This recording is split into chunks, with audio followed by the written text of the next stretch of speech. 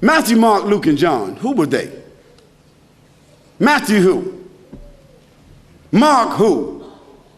Luke who? And John who? What were their last names? When did they write? Did they know Jesus Christ? Did they walk with Jesus Christ? Did they eat with Jesus Christ? Did they talk with Jesus Christ? Did they even meet Jesus Christ? The answer is no, no, no, no. Conclusively. The earliest of them that wrote 40 years after Jesus Christ, so they never met him.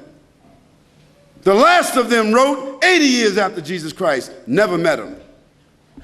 The other thing is, all of them seem to have written the gospel according to. Now, when you write a letter, do you sign it according to? According to is the third party.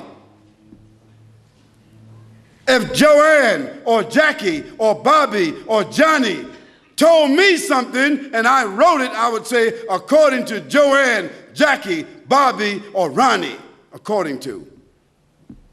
But those four people would not write a letter and in front of it say Jackie according to Jackie and not even write her last name. Because if Jackie wrote me a check and only said Jackie, I couldn't cash it. And if I was a policeman and I stopped Jackie on the road and she had a license that only said Jackie, she's going to jail.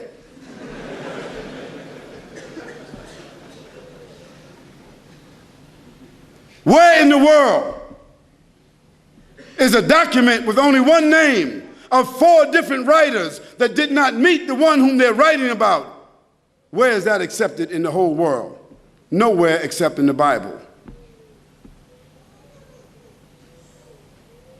And the church fathers and the church writers and the Christian historians, they all agree that perhaps those four writers themselves were only pen names. Because a writer would not write his first name according to. And there's a great amount of suspicion that the man called Paul, Saul of Tarsus, that because he wrote all the books from Acts all the way to the end of the New Testament, how many books is that?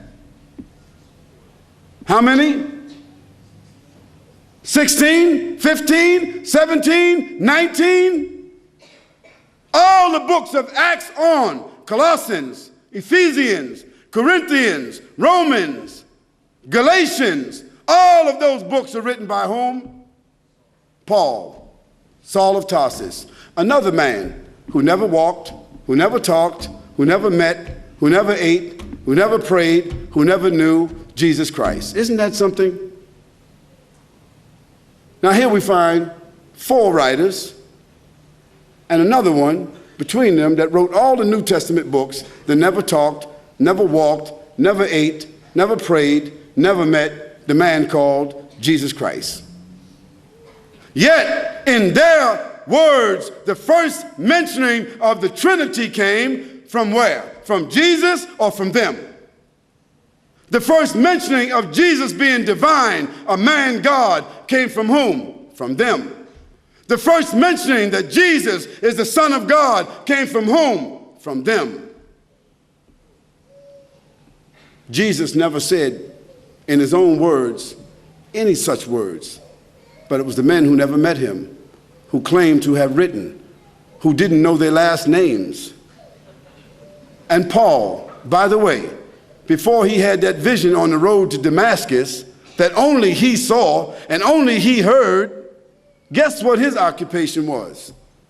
Do you know?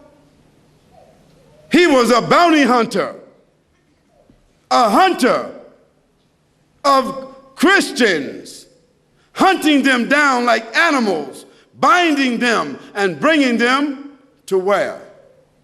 To Rome so that they could be executed. Now, if Hitler, after killing thousands of Jews, said that on the road to Berlin, he had a vision that he was named an apostle to the Jews, and he wrote 20 books that all the Jews are supposed to follow, Do you think they would be following that book? I don't understand how people just don't read history. This is not what Khalid said, so don't get angry with me.